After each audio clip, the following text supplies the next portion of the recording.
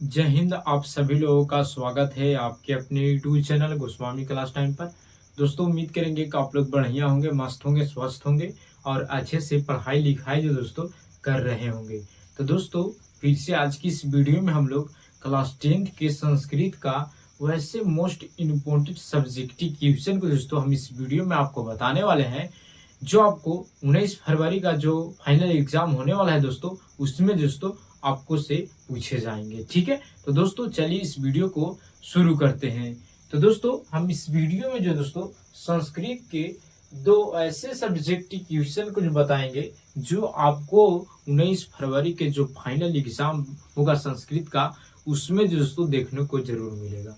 ठीक है, तो दोस्तों चलिए इस दोनों सवाल को दोस्तों बारी बारी से हम लोग हल करते हैं। ठीक है, तो दोस्तों पहला सवाल है कि सोने के कंगन को देखकर पथिक ने क्या सोचा। ठीक है, और दूसरा सवाल है कि ज्ञान भरम क्रियम बिना का क्या स्पष्ट अर्थ है, स्पष्ट करें। ठीक है, और ये दोनों सवाल दोस्तों बहुत ही महत्वपूर्ण है आपको एग्जाम के लिए देखते हुए।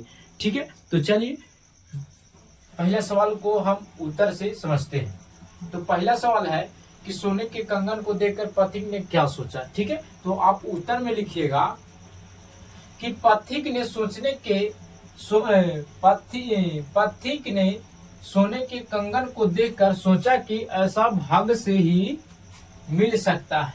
पथिक ने सोचा कि सोने के कंगन को देखकर सोचा पथिक ने कि ऐसा भाग्य से ही मिल सकता है, किंतु जिस कार्य में खतरा हो उसे नहीं करना चाहिए। और कह रहा कि जिस काम में अगर खतरा हो तो उस काम को नहीं करना चाहिए। फिर उसने सोचा कि धन कमाने के कार्य में खतरा तो होता ही है। यानी कह रहा है, फिर सोचा, जो पथिक था, पथिक ने जब सोने के कंगन को देखा तो सोचा कि जो भाग्य में होता है वो मिलता है। ठीक है, और फिर इसने सोचा, कहा कि किंतु आप उस काम को नहीं करना चाहिए जिसमें खतरा हो। ठीक है, फिर इसने जो पथिक ने सोचा कि धन कमाने के लिए जो काम जो है दोस्तों, खतरा तो होता है। कोई भी धन कमाने में दोस्तों, कोई भी काम करने में खतरा होता है।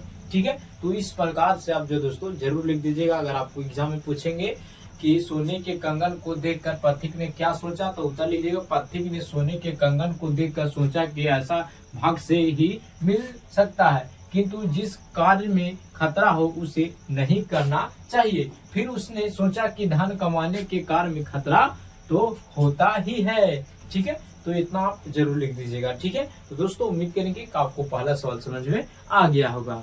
ठीक है, दूसरा सवाल है दोस्तों कि ज्ञान भरम क्रिया बिना का अर्थ स्पष्ट करें। ठीक है, तो उत्तर में आप लिखिएगा कि इस श्लोक का अर्थ है कि बिना क्रिया के ज्ञान भार स्वरूप होता है। यानी आपके पास ज्ञान है और उस ज्ञान को दोस्तों आप दूसरे को नहीं बता रहे हैं, तो दोस्तों क्या है, तो ज्ञान का भार है, प्रेशर है। अर्थात केवल ज्ञान होना पर्याप्त नहीं है, उसे उपयोग में लाना भी आवश्यक है।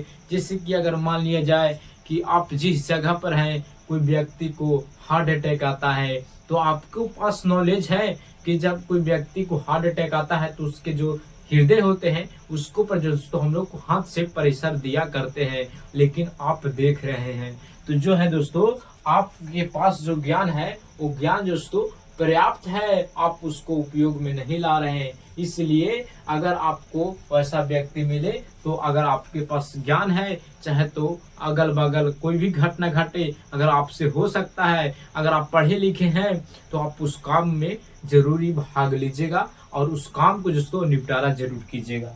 ठीक है, तो दोस्तों इसका अर्थ होता है ज्ञान भरा क्रिया बिना के।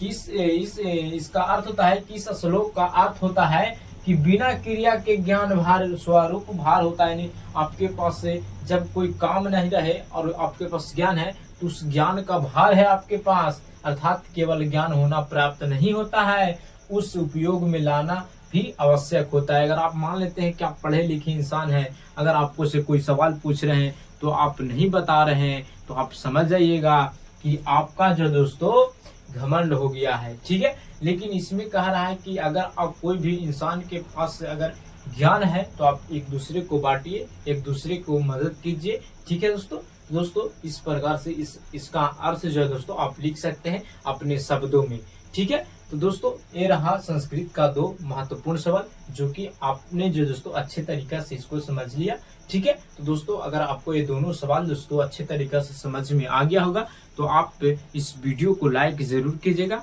अगर आप चैनल पर पहली बार होंगे तो चैनल को भी सब्सक्राइब कर लीजिएगा, क्योंकि इसी तरह का वीडियो जो दोस्तों आपको मिलता रहेगा, ठीक है। तो दोस्तों मिलेंगे अगले वीडियो में। जय हिंद, धन्यवाद।